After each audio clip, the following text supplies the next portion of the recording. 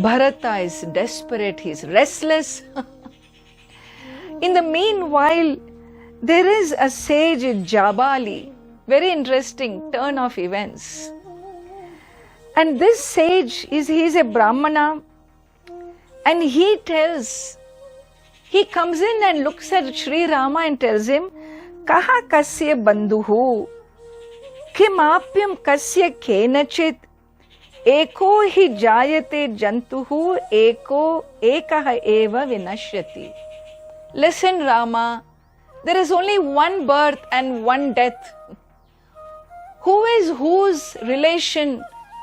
The so-called father-mother relations, they're all one time life lived and they are gone, over, father is gone. Whatever you could do in the lifetime you did, once they are gone, it's over. What are you talking about? You have a debt and he has a debt, and as if he is still living? It's only one life to live. Don't be silly with these arguments. Tasmat mata pita cheti Rama sajjeta yo naraha unmataha iva sagneyaha. You are behaving, you're talking like a crazy man, that your father who is gone, you want to fulfill his wishes so that he doesn't go to hell. You're believing in this punya and papa and so on. You must be crazy. Valmiki uses the word unmataha. You must be crazy, Rama. And so there is no such thing. Neyaha nasti kaschid kasyachit. There is nobody who belongs to anybody. We are all here related in one life. Life is over. Be done. It's over. And make the best of your life. As long as you live merrily. If you have to cheat, you have to go shortcuts, you have to, whatever you need to do, enjoy life. Make hay while the sun shines. Because once the sun is gone, once you are dead, you will never get this life again. Thus Jabali argues in this way to Sri Rama, and Sri Rama says, well, if I behave in this world, with being licentious, being liberal, believe me, the whole world will become liberal. There will be no order in this world. Satyameva Ishvaraha loke. Na satyamulani sarvani satyan nasti parampadam. All that exists, all that matters in life is truth.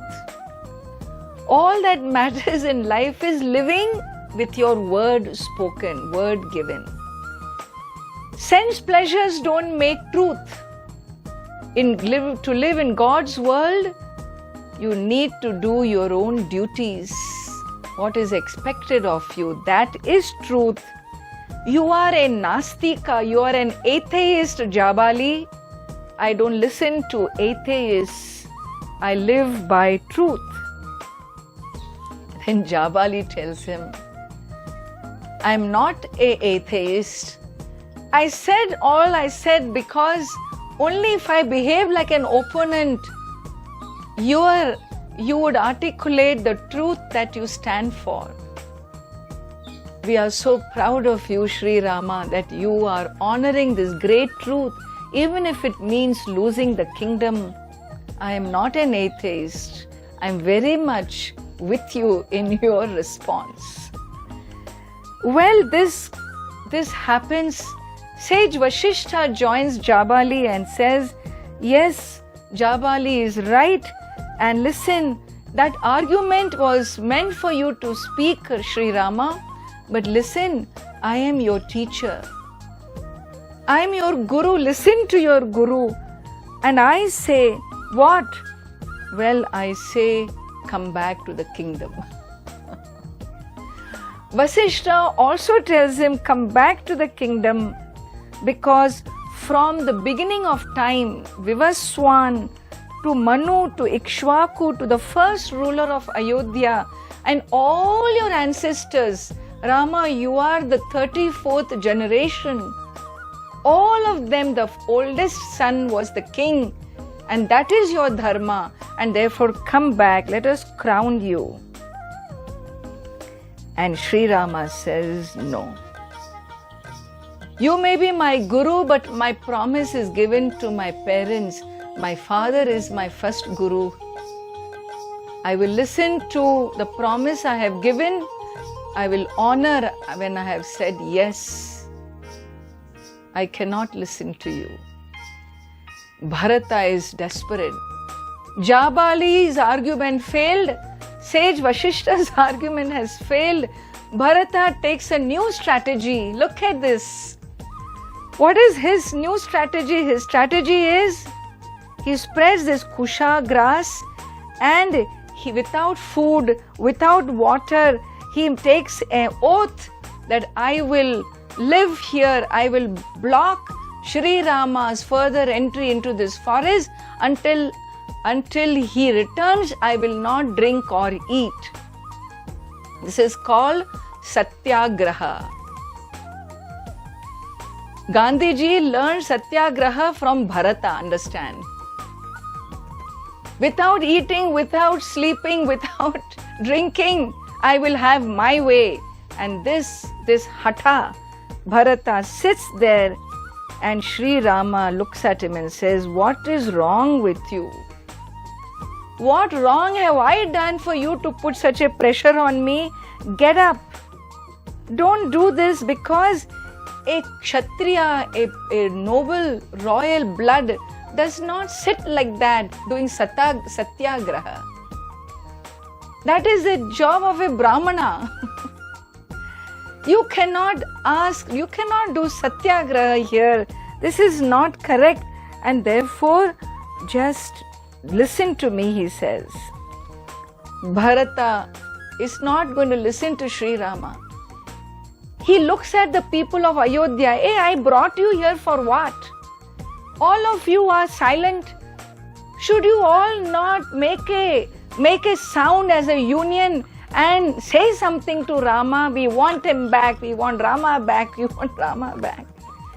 All of you are standing here silent. Why don't you plead with Rama? And citizens who have been watching this particular dialogue, they say, we cannot. How can we prevent him from honoring his words given to his father? How can we prevent him from helping him clear the debt that his father has towards his mother and his father-in-law? We are nobody to do that. Sri Rama says, did you hear? Did you hear your people? Did you hear what I said? Get up, Bharata, and take some water and break this silly vow of yours. It will not work.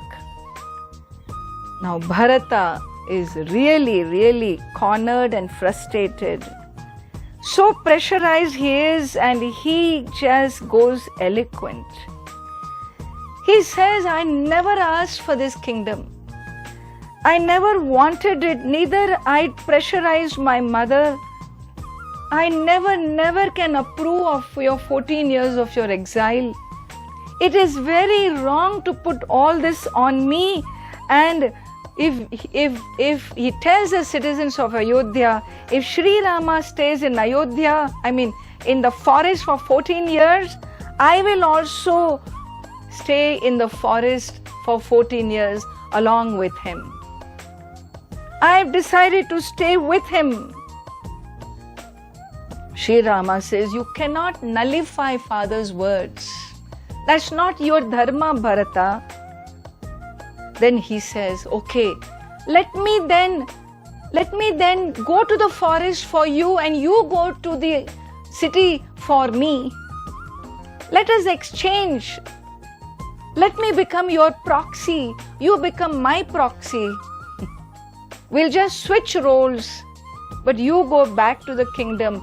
I will go to the forest. And Sri Rama is tired of him. He says, what dharma do you know, Bharata? You can send a proxy only if you are incapable or you are disabled. Somebody invites you for a function, you cannot go because you are in the hospital, you send a proxy. But if you are healthy and happy and available and you have promised, then you are supposed to go. Sri Rama says, this proxy argument is no argument, Bharata.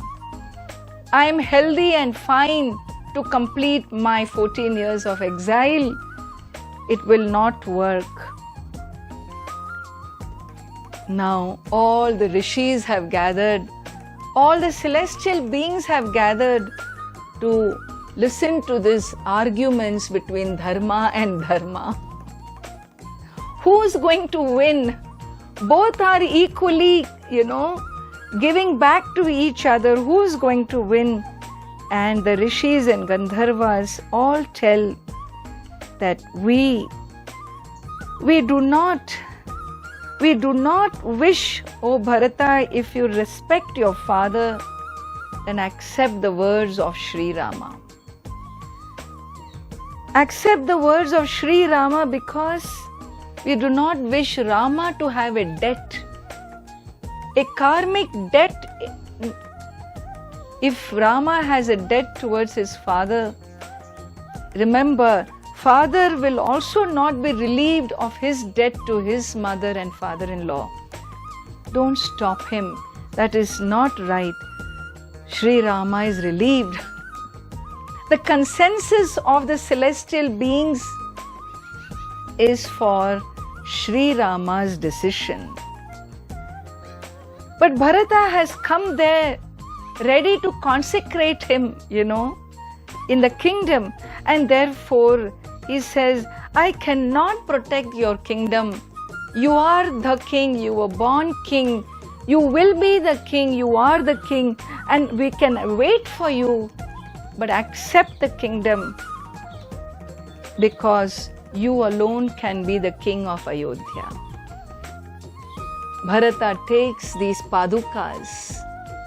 He takes these wooden slippers that he has brought, ornamented with gold, for him to walk in that back to Ayodhya. But now he takes those sandals and then those padukas and then does what? He tells him to stand on them. Sri Rama says, Lakshmi's Chandrad apeyad va himavan va himam tyajet atiyad sagaro velam na pratignyam aham pituhu. It's very powerful dialogue, very famous dialogue of Sri Rama in Ramayana. He says, let the moon, a time can come in the universe when the moon may lose her splendor. A time may come in the universe when the snow mountains may lose their snow.